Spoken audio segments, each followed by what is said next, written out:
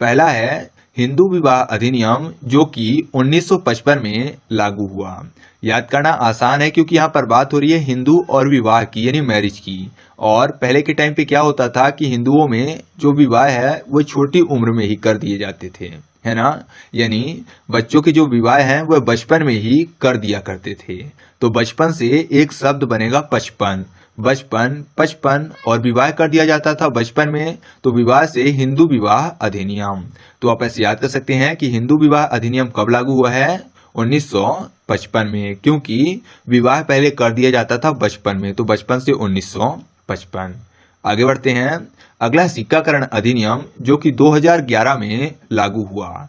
तो सिक्काकरण में एक शब्द लिखा हुआ है सिक एक का, ठीक है। अगर आप देखें तो सिक्का में एक वर्ड मिल जाएगा आपको एक एक का, सिक्का एक एक का, तो एक एक का से हो जाएगा एक और एक यानी 11। तो आप ऐसे याद कर सकते हैं कि सिक्काकरण अधिनियम कब लागू हुआ, 2011 में, ठीक है। और जब बात होती है सिक्के की तो वैसे भी आज के टाइम का सबसे छोटा सिक्का कौन सा होता है, एक एक का सिक्का, है ना। एक एक का सिक्का सबसे छोटा सिक्का होता है, तो एक एक से 11 यानी 2011। तो आप इसको ऐसे याद रखिएगा। और मैं आपको बता दूं कि इसी अधिनियम के तहत 2011 में 150 और 1000 के सिक्के भी छापे गए थे। यानी जो आरबीआई है वह 1000 तक के सिक्के को भी छाप सकता है, अर्थात ढाल सकता है। तो आप इस चीज को याद रखिएगा। और अगर मुद्रा की बात करें कि नोट कितने तक का अधिकतम छाप सकता है, तो आरबीआई 10,000 तक के नोट अधिकतम छाप सकते हैं, यानी 10,000 मूल्य तक के नोटों को छाप सकता है। हालांकि इस टाइम की सबसे बड़ी मुद्रा 2000 की नोट है, ठीक है।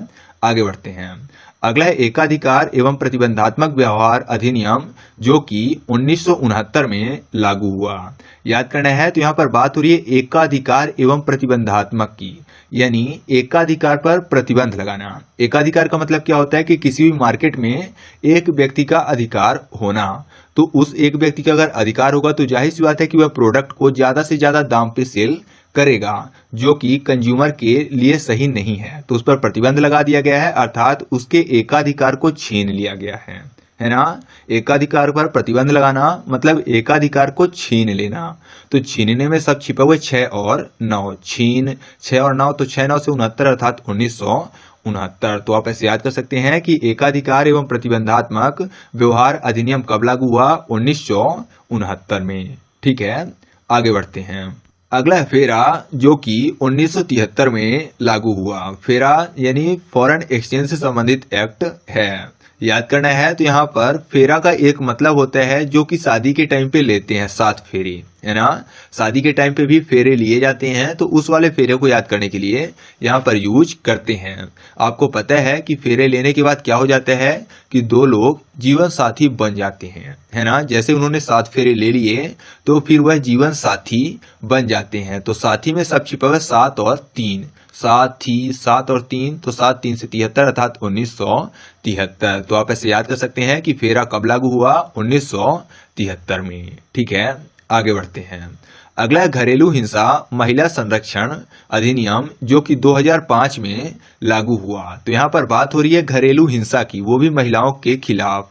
हिंसा की बात हो रही है तो जाहिर सी बात है मारपीट की बात होगी, और जब मारपीट की बात होती है तो पंच हमेशा याद आता है ना। सबसे पहले पंच ही मारा जाता है, तो पंच से 5 अर्थात 2005। तो आप ऐसे याद कर सकते हैं कि घरेलू हिंसा महिला संरक्षण अधिनियम कब लागू हुआ, 2005 में, ठीक है। आगे बढ़ते हैं। अगला तंबाकू बोर्ड अधिनियम जो कि 1975 में लागू हुआ। तो तंबाकू बोर्ड अधिनियम, यहाँ पर बात हो रही है तंबाकू की, और आपको पता है कि तंबाकू एक प्रकार का नशीला पदार्थ है। तो मेरे हिसाब से तो तंबाकू या फिर कोई भी नशीला पदार्थ है उनसे दूर रहना चाहिए, है ना। मतलब कोई भी नशा नहीं करना चाहिए, बल्कि जब नशा करने की बात आए तो आप पीछे हट जाएं, यही आपके लिए सही है। अर्थात सभी नशों से पीछे हट के रहना चाहिए। तो पीछे हटने से 75 अर्थात 1975। तो तंबाकू बोर्ड अधिनियम कब लागू हुआ दोस्तों, 1975 में। या फिर तंबाकू में एक सब छिपा हुआ डाकू, तंबाकू डाकू, और जैसे डाकू सामने दिख जाते हैं तो हर बंदा क्या करता है कि पीछे हट जाता है। तो पीछे हटने से 75 अर्थात 1975, ठीक है। तो आप इसको ऐसे भी याद कर सकते हैं। आगे बढ़ते हैं। अगला राष्ट्रीय हरित न्यायाधिकार अधिनियम जो कि 2010 में लागू हुआ। तो यहाँ पर राष्ट्रीय हरित में एक शब्द लिखा हुआ है हारी, यानी हारने की बात हो रही है। और अगर युद्ध हो रहा है तो वहां पर दो व्यक्ति में से एक व्यक्ति हारेगा और दूसरा व्यक्ति अगर जीतता है तो जाहिर सी बात है कि हारने वाले व्यक्ति को दास बनाया जा सकता है ना। हारने वाले व्यक्ति को जीतने वाला व्यक्ति अपना दास भी बना सकता है। तो दास से 10 यानी 2010 और हारने से हरित न्यायाधिकार अधिनियम। तो आप ऐसे याद कर सकते हैं कि राष्ट्रीय हरित न्यायाधिकार अधिनियम कब लागू हुआ दोस्तों? 2010 में, क्योंककि हारने वाले व्यक्ति को दास भी बनाया जा सकता है। तो चलिए आगे बढ़ते हैं। अगला सीमा शुल्क अधिनियम जो कि 1962 में लागू हुआ। तो इसको याद करना बहुत ही आसान है क्योंकि यहाँ पर बात हो रही है सीमा की। सीमा यानी बॉर्डर की बात हो रही है। तो ज्यादातर आपने एक वर्ड सुना होगा कि जो सीमा होता है, कि जो क्षेत्र होता है वह कुत्तों का होता है, ना कि शेर का, ठीक है। या फिर ऐसा कह सकते हैं दूसरे शब्दों में कि हर व्यक्ति अपने सीमा के अंदर बॉस होता है, यानी अपने क्षेत्र के अंदर हर व्यक्ति बॉस होता है, लेकिन जैसे ही वह अपने क्षेत्र से बाहर निकला तो फिर वह बॉस नहीं रह जाता। अर्थात सीमा के अंदर वह बॉस है तो बॉस से 62 यानी 1962 और सीमा से सीमा शुल्क अधिनियम। तो सीमा शुल्क अधिनियम कब लागू हुआ दोस्तों? 1962 में, क्योंकि हर व्यक्ति अपने सीमा के अंदर खुद को बॉस समझता है। ठीक है, आगे बढ़ते हैं। अगला है चाय अधिनियम जो कि 1953 में लागू हुआ। याद करना है तो चाय की जो तड़प होती है वह लोगों को बहुत ही ज्यादा लग जाती है। अगर कोई भी चाय पीता है तो जाहिर सी बात है कि उसको उस टाइम पे चाय की जो तड़प है वह होगी ही होगी। तो तड़प से तड़पन यानी 1953, तड़पन तिरपन। तो आप ऐसे याद कर सकते हैं कि चाय अधिनियम कब लागू हुआ? 1953 में। ठीक है, आगे बढ़ते हैं। अगला है भारतीय दंड संहिता अधिनियम जो कि 1860 में लागू हुआ। मैं आपको बता दूं कि अभी तक जितने भी हम लोगों ने देखे या तो वह 1900 में लागू हुए हैं या फिर उनमें से कुछ 2000 में लागू हुए थे। 2000 में जैसे कि एक प्रतिस्पर्धा अधिनियम था वह लागू हुआ था और एक घरेलू हिंसा महिला संरक्षण अधिनियम था जो कि 2005 में लागू हुआ था।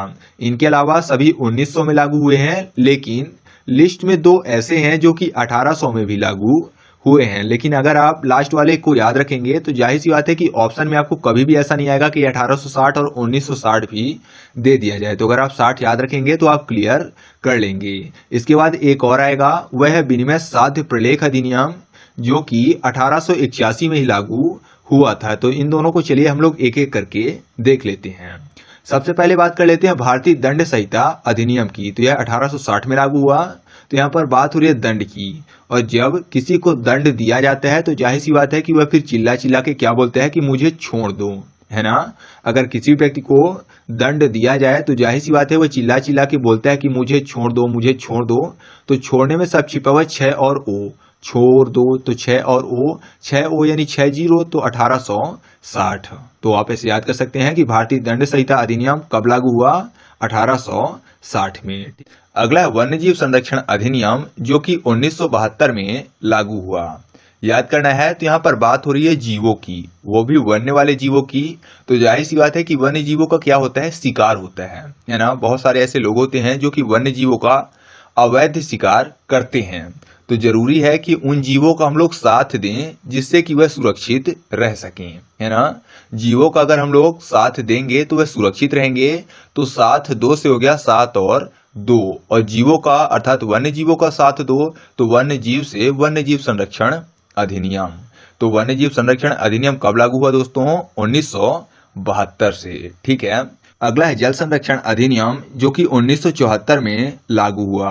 याद करना है तो जल यानी पानी की बात हो रही है, और आपको पता है कि पानी की चाहत को इंसान ज्यादा देर तक नहीं रोक सकता। अगर उसको भूख लगी है तो थोड़ी देर तक वेट कर सकता है खाने के लिए, लेकिन अगर प्यास लगी है तो ज्यादा देर तक वेट नहीं कर सकते। यानी जो पानी की चाहत है वह ज्यादा देर तक कंट्रोल नहीं की जा सकती। तो चाहत से 74 और पानी से जल संरक्षण अधिनियम। तो जल संरक्षण अधिनियम कब लागू हुआ दोस्तों? 1974 में। ठीक है, या फिर आप इसको ऐसे भी याद कर सकते हैं कि जल में सब छिपा हुआ जाल, जाल यानी ट्रैप, और 74 में सब छिपा हुआ चाहत। तो आपने एक वर्ड सुना होगा हनी ट्रैप, जो कि चाहत से ही संबंधित है, और ट्रैप मतलब जाल ही होता है, अर्थात चाहत का जाल है। तो चाहत से 74 और जाल से जल संरक्षण अधिनियम। तो आप इसको ऐसे भी याद कर सकते हैं। ठीक है, आगे बढ़ते हैं। अगला है वन संरक्षण अधिनियम जो कि 1980 से लागू हुआ।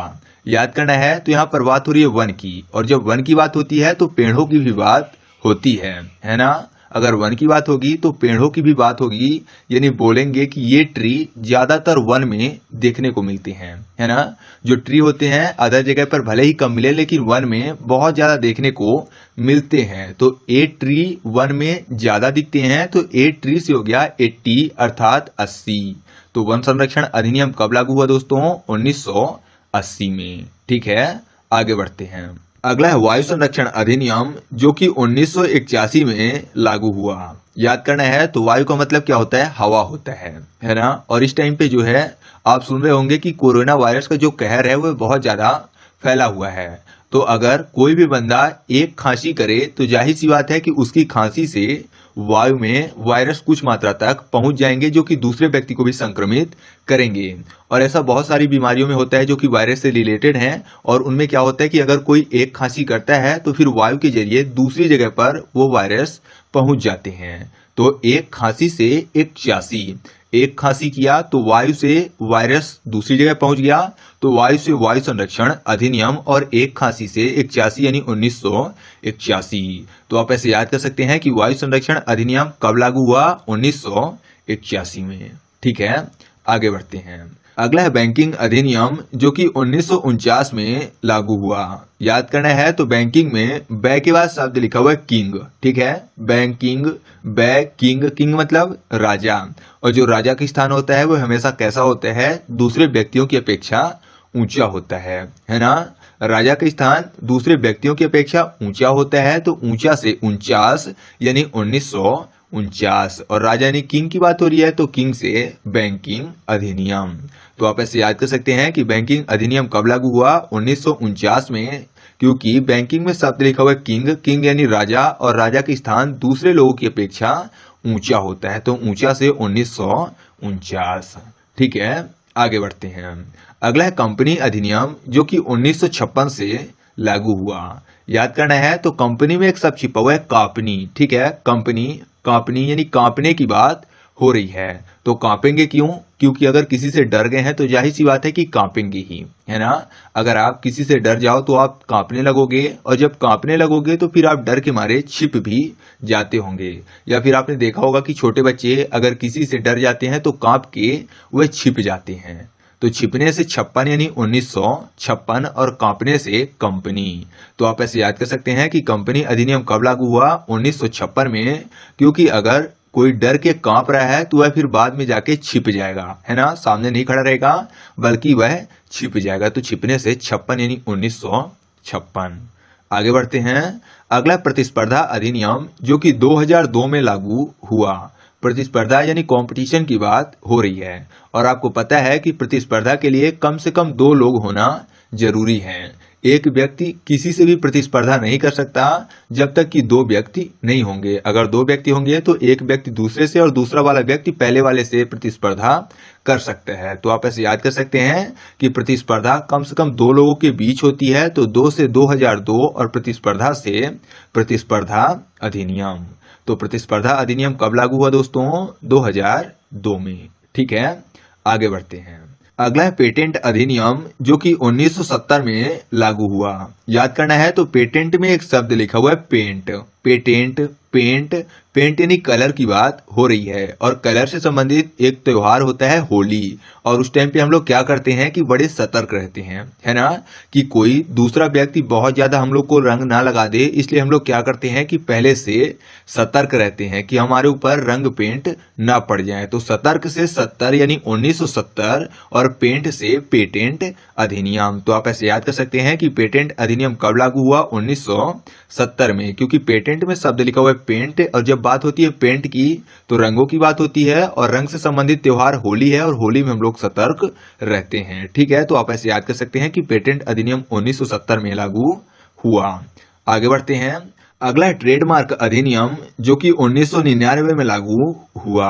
याद करना है तो ट्रेड में एक शब्द छिपा हुआ है ट्रेंड। हालांकि ट्रेड का मतलब व्यापार होता है, यानी व्यापारिक चिन्ह होता है टोटल ट्रेडमार्क का मतलब, लेकिन यहाँ पर ट्रेड को कर लेते हैं ट्रेंड। ट्रेंड आप समझ रहे होंगे कि नई नई चीजें जो भी होती हैं, चाहे वह नए फैशन हो या नए नए कपड़े हो, नए नए डिजाइन हो, कुछ भी हो, तो वह क्या होता है कि स्टार्टिंग में वह ट्रेंड में रहते हैं। आपने वीडियो भी देखा होगा कि यूट्यूब में बहुत सारी वीडियो होती हैं जो कि ट्रेंडिंग पे चलती हैं। तो चीजें कौन सी ट्रेंडिंग पे चलती हैं? ज्यादातर वह चीजें जो कि नई नई होती हैं। नई नई यानी न्यू न्यू, तो न्यू न्यू से हो गया 9 और 9 यानी 99, अर्थात 1999। तो आप ऐसे याद कर सकते हैं कि ट्रेडमार्क अधिनियम कब लागू हुआ? 1999 में। ठीक है, आगे बढ़ते हैं। अगला है कर अधिनियम, जो कि 1961 से लागू हुआ। कर अधिनियम मतलब टैक्स एक्ट की बात हो रही है। और आपको पता है कि अगर किसी के पास टैक्स स्लैब से ज्यादा पैसे होते हैं तो जो इनकम टैक्स वाले होते हैं, अर्थात इनकम टैक्स डिपार्टमेंट वाले, वह सब एक टक नजर गड़ा के रखते हैं, है ना। अगर कोई व्यक्ति बहुत ज्यादा इनकम कर रहा है तो इनकम टैक्स वाले कर के लिए उस पर एक टक नजर गड़ा के रखते हैं कि कहीं यह अपने पैसे को इधर से उधर ना करे। तो एक टक नजर गड़ा के रखते हैं, तो एक टक से 61। और ऐसा कौन करता है? इनकम टैक्स डिपार्टमेंट वाले। तो आप ऐसे याद कर सकते हैं कि कर अधिनियम कब लागू हुआ? 1961 में। तो चलिए, इस तरह से अपना वीडियो कंप्लीट हुआ। वीडियो अच्छा लगा तो प्लीज वीडियो को लाइक करिएगा, और अगर आप चैनल पर नए हैं तो चैनल को सब्सक्राइब करके बेल आइकन जरूर दबा लीजिए, जिससे कि जब भी मैं वीडियो अपलोड करूं तो आपको नोटिफिकेशन मिल सके। तो चलिए, मिलते हैं अगले वीडियो में, तब तक के लिए